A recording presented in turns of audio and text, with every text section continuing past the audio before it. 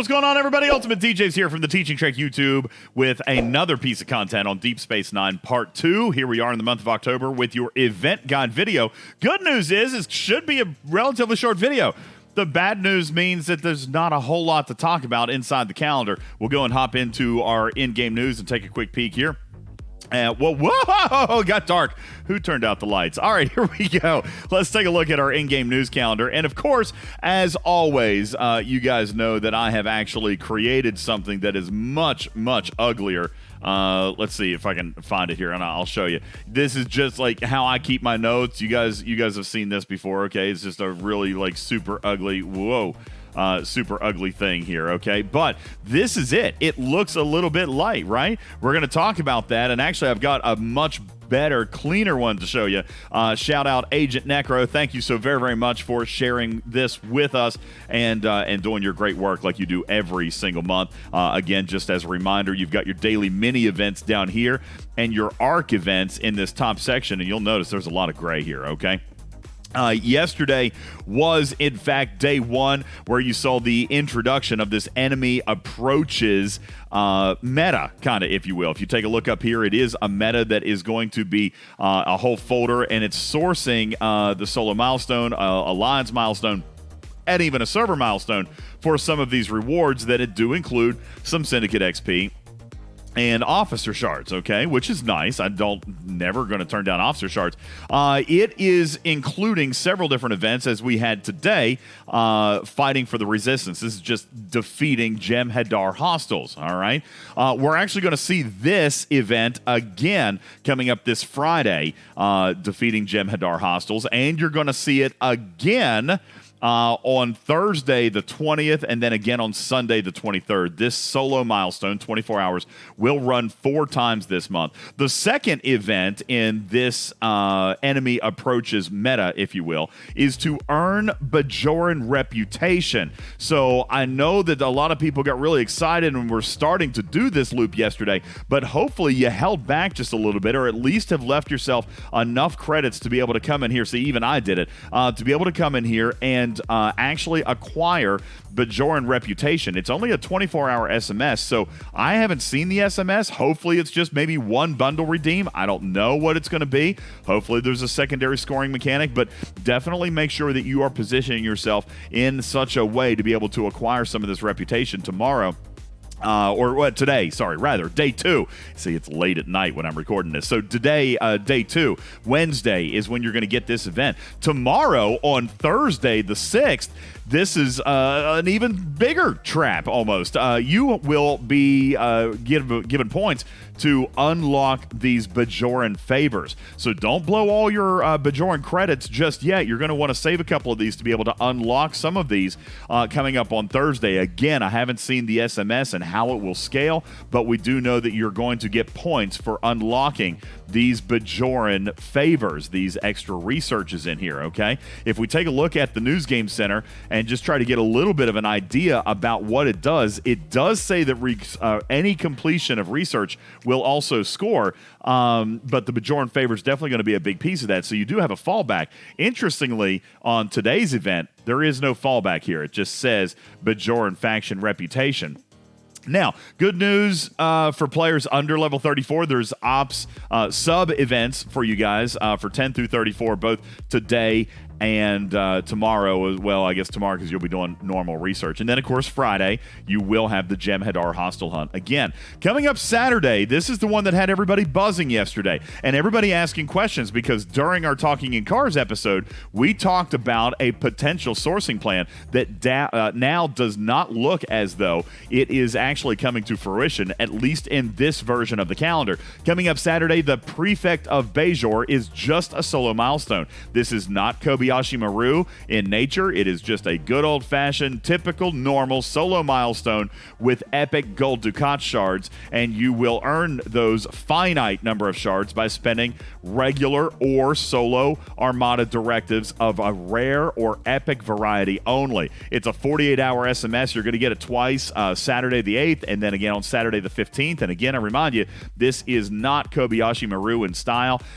That particular piece of the plan that Echo and I were talking about does appear to have been either a miscommunication or Echo got some information to us a little bit twisty. We're trying to figure it out, okay? As of right now, what we thought was happening is not happening. What Scopely thought was happening is not what we thought was happening. So we are in discussions right now about what the actual sourcing plan will be for gold Ducat shards, and we will keep you updated here at Teaching and Talking Trek. Try to make sure that we do at least see some sort of sourcing plan for gold Ducat, because as of right now, we really don't see any. There's no spend events, no material events, no solo leaderboards, no anything to do with materials this month, which is odd. So we're going to get into and try to figure out what we can do with gold Ducat.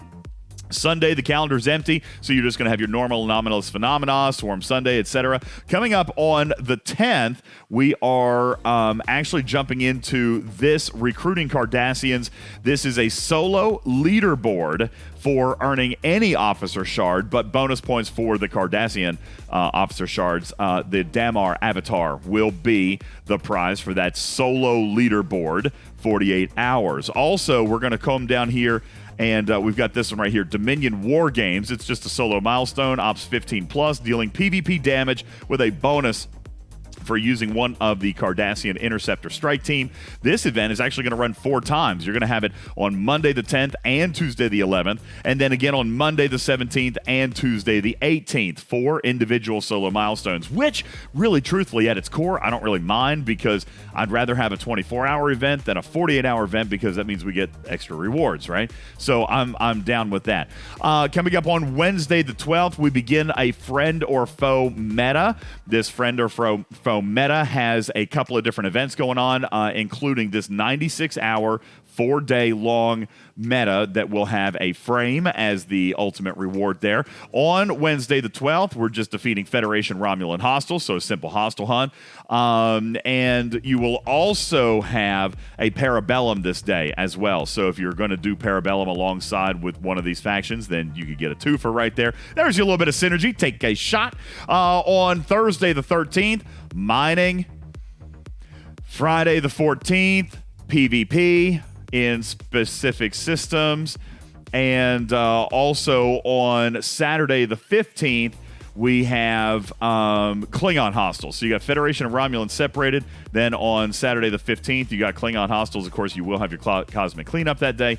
And again, we go back to the second run of Prefect of Beour, which is the SMS for gold Ducat shards, with rare and epic directives only. And hopefully by this weekend, we've got a little bit better idea about the sourcing plan for this officer. Sunday the 16th, we do have indeed a power gain event. This is a path to profit called Strength. It's essentially a good old-fashioned domination. We are going to gain power by research, buildings, defense platforms, and thank the Lord above, we will include ship XP in this one. So again, should be a relatively simple event, probably a clicker event. That's happening on Sunday the 16th alongside your Swarm Sunday, and a Jelly Brawl that is going to happen right there that day. I probably failed to mention earlier that there's also a Jelly Brawl today, Wednesday the 5th. There's going to be a Jelly Brawl today, too. Then we go into Monday the 17th. Path to Profit continues its little mini meta here, where we're going to be mining and then making bribes with the concentrated latinum. So for those of you who have like hundreds of millions of that built up, you'll be able to come in and tap, tap, tap and get rid of all that stuff in a solo milestone and a solo leaderboard. So for those of you who are holding hundreds of millions of concentrated latinum, you should be set up very nicely for this solo leaderboard right here on Path to Profit. That is going on the 17th. On the 18th, we have our second run of the War Games PvP.